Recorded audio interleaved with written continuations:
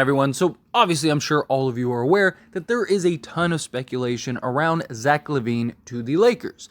The pool for Zach Lavine and the amount of teams that are interested in trying to acquire Zach Lavine is very small. It's one of the big reasons why many believe that it's likely that the Lakers can land Zach Lavine. Zach Lavine has already started dropping hints about wanting to go to the Lakers. I mean, he was doing a post-game interview in like an LA hat, Clutch Sports, all of that stuff kind of points to like, hey, Zach Lavine could be a real option for the Lakers around the trade deadline. Lakers can't even make a trade today, even if they wanted to. Even if they were like, hey, we'll just give you Zach Lavine. The Lakers couldn't make it happen to match salaries because they can't trade guys like Rui Hachimura, D'Angelo Russell, guys like that until December 15th to January 15th. So don't expect a Zach Lavine trade anytime between now and like the middle of January at the soonest. More likely than not, it'll be closer to like February. Chicago, they're in their best interest, as terrible as they are. If they're trading all these guys, they're going in a rebuild mode anyway, so they're not really going to care about losing these games.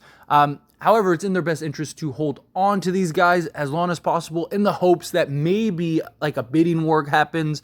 Maybe there's an injury to one of these teams that is significant enough to where they're kind of in panic mode, to where, okay, maybe we should go get a Lavine, maybe we should go get a DeMar DeRozan. So Chicago's not going to be in any rush to trade Lavine anytime soon. And Lavine makes a world of sense for the Lakers.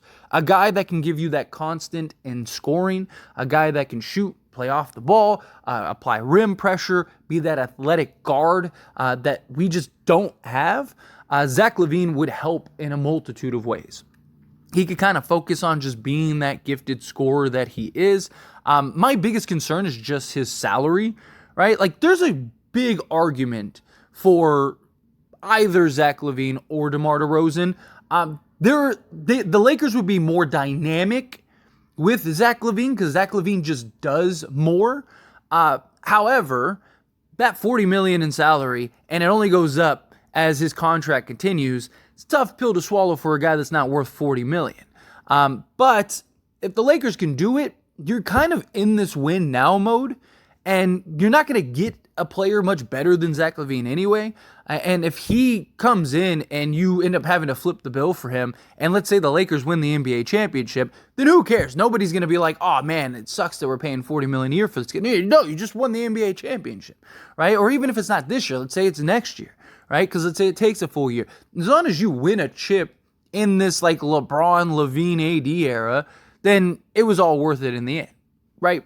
But we got a new update in regards to the Chicago Bulls being very interested in Austin Reaves, which makes a world of sense. So Shams reported, I think the Lakers will be patient. We saw what happened last year during the season. There was call for change. Rob Pelinka in the front office, they took a more diligent approach. They pursued Kyrie Irving at the trade deadline, but then they went the other route, got a bunch of good role players, assembled a team that was kind of similar to that 2020 championship team with high-level rotation players, and they go to the Western Conference Finals. He also added, I expect them to express interest in Zach Lavine, but he's making almost $40 million. So to total the salaries to reach the amount in a trade, guys like D'Angelo Russell, Rui Hachimura, they are not both trade eligible until mid-January. The Bulls, I'm sure, would covet Austin Reaves in any potential Zach Lavine trade, as any team would. If you're the Lakers, you're out there trying to pursue a third star, whether that's Zach Lavine, anyone else that becomes available. The player that teams will ask about is Austin Reaves 100%. To this point, the Lakers have not been inclined to move Austin Reaves. They didn't put him in a deal for Kyrie Irving. Lastly, so I think now, if you're the Lakers, you're going to take a prudent approach.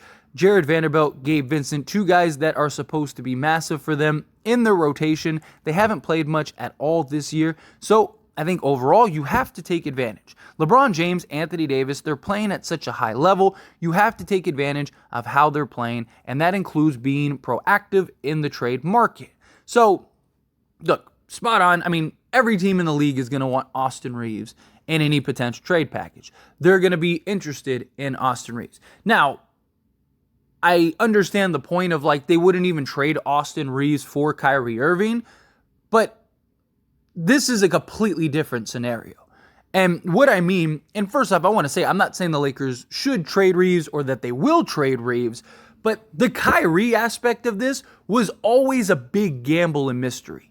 Even if the Lakers did land Kyrie Irving, they didn't want to lose Austin Reaves because what happens post LeBron James? Like, what if Kyrie ends up becoming a problem or an issue? Like, the idea with Kyrie Irving was that he's incredibly talented, and even with all of the drama and controversy and all of the noise, you have LeBron James to kind of keep him and understand him and kind of be able to right the ship with him. But the question was always a long-term deal with Kyrie, and as well as what happens post LeBron James. Where Zach Lavine, you don't have any of those issues, right? Like, Zach Lavine will provide a lot of the same things that Kyrie would provide, and on top of that, you have him locked up long-term. There's no questions about, like, is this guy just going to take off half the year? Is this guy going to just whatever, right? Like, so I do think it's a much safer bet if you were to trade Austin Reaves than the Kyrie Irving situation. So that's kind of my point to that. Again, not saying that they should trade Austin Reaves. However, there is a real argument to be made, right? The biggest problem with trading Austin Reaves is, like, you don't want to trade Reaves and D'Lo. So it's like, pick your poison. Like, would you rather have D'Angelo Russell? Would you rather have Austin Reaves? Again, I understand that some people might look at it as like, hey, Austin Reaves is more proven in the playoffs. He was a guy that stepped up. He was a guy that played huge. How much does he do that, though, if we have, say, a Zach Lavine on this roster with LeBron James and Anthony Davis? Right? Reaves stepped up and became the third guy in the postseason. Right? He was the guy closing down the stretch. He was the guy hitting the big shots. He was the guy that was handling the basketball. If we get Zach Lavine, Austin Reaves is probably not going to have as many opportunities, if any, in that regard. His role might be completely different. Where D'Angelo Russell, he's been the better playmaker. He's the guy that can go and kind of initiate the offense. Now you just have another playmaker, where Austin Reaves has struggled mightily being the actual playmaker. There's a big difference between getting assists and hitting the open man and actually playmaking, right? Like, D'Lo has been very good in that regards. He's also one of the few people that actively tries to get Anthony Davis the basketball. So that would be kind of nice. Austin Reaves, when he's in that playmaker role, and we've seen it, he kind of over dribbles a lot, right? He's not very decisive. He's more looking to score and get his rather than setting other guys up, where D'Lo at times has a nice balance. And if you have a guy like a Zach Lavine, you're not as worried about D'Lo showing up or not showing up, right? As long as he can continue to take care of the basketball, then you're fine. So again, it's kind of like pick your poison in that regard. If Austin Reaves was making more money, then I think you'd have, like, the inherent value. The problem is he's making like $12 million, and it's like, how, like, you'd have to stack on even more, where at least D'Lo is doing $18 million. Now, again, this doesn't necessarily mean that the Lakers should trade Austin Reaves, right? I think the Lakers should keep Austin Reaves because, one, he's more comfortable being that sixth man off the bench than D'Lo would be. And then you could just run different lineups and different configurations in the starting unit. So, like, let's say we did get a Zach Lavine. You could have a starting five of, like, Lavine, Cam Reddish, Jared Vanderbilt, LeBron James, and Anthony Davis. Now you have basically your three best defensive guys. You have Zach Lavine, who could go get you 50 on any given night. You have LeBron James and Anthony Davis. Those three guys are also your primary workload, right? They're the guys that are handling the load on the offensive side, while Vando and Cam Reddish, hopefully they hit the occasional open shot, but they can just kind of focus and lock in defensively, right? And you have this nice balance and then Austin Reaves, he could come off the bench. But if you were to trade Reaves, is D'Lo going to be okay with moving into that bench role? Because that would make the most sense, rather than having Lavine and D'Lo in your backcourt, and now you're not very good defensively in that regard. Like, yes, you might be better offensively, but I just think it would make more sense to have them in that six-man role. Now, I do want to present this. Let's say the Lakers could get Alex Caruso along with DeMar DeRozan and Andre Drummond. but we had to give up Austin Reaves. Would you, and please let me know down in the comments below. Also, don't forget to like the video and subscribe to the channel, but would you trade Austin Reaves if you could guarantee Alex Caruso, which I don't think the Lakers can really get otherwise. I hope so, but I don't really know if the Lakers can get him. But would you be more willing to get a package of like DeMar DeRozan, Alex Caruso, and Andre Drummond in exchange for, say Austin Reaves, maybe throwing in Rui Hachimura? Because like I said, you got to keep one of D'Lo and Reaves. And then now you have Alex Caruso, who, yes, he doesn't give you the offense that Reaves gives you, right? He's not as crafty on that end, especially as Reaves is, but he's much better defensively, and he's been shooting very well from three this season. So if he can continue that, then you kind of get that high IQ guy that can play off of LeBron, that is familiar, that has won an NBA championship. You get better defensively. You still now have DeMar DeRozan to handle that offense. You also get a big man in Andre Drummond who could help for that, inevitable Jokic matchup, right? Like, I do think that there is an argument of, like, if you give up Reaves, as long as you're getting Caruso back, kind of outweighs itself, right? Where if you're trading Reaves to get Lavine, then I don't know. There is, again, there's an argument to be made either way. But I just wanted to throw this scenario out there to you to just kind of hear your thoughts and opinions on this. Like, would you do that? Would you give up Reaves knowing you get Alex Caruso, you get DeMar DeRozan for the offensive production similar to Lavine, and then you get a big man in Andre Drummond who the Lakers really could use? I don't know. I mean, I think it would be hard to turn that down, especially if you didn't have to give up like a first, right? Because it's like, we're giving you Austin Reaves and Rui Hachimura. You're giving us a guy in DeMar DeRozan who is a free agent and expiring contract. You're adding salary filler with Andre Drummond, and then we want Alex Caruso in exchange for Reaves, right? Who's younger. Right? I think that there's a real argument. And then if you could keep your first, you could still make other moves. You could still make other trades, which again, you'd still have D'Lo's salary to go make another move. Just a thought. Interesting thought. But like, as far as like Austin Reaves, trading Austin Reaves for Zach Lavine, again, I mean, there's more. I mean, there's an argument. Like right now, Zach Lavine is the better player. It hurts me to want to take on that $40 million, and I wouldn't want to lose Reaves, of course. Like I said, I think Reaves would be a better natural fit with that roster if they had Zach Lavine. But like, Reaves is 25 years old. Zach Lavine is 28 years old. So it's not like I wouldn't trade Austin Reaves to go get DeMar DeRozan, because DeMar DeRozan's 34, right? I'd be like, you're crazy. But Zach Lavine at age 28, you have a guy not only for now, but you have him for the long term, right? Like, so you're in a good shape in that regard. To me, it kind of boils down to like, what is the demand out there?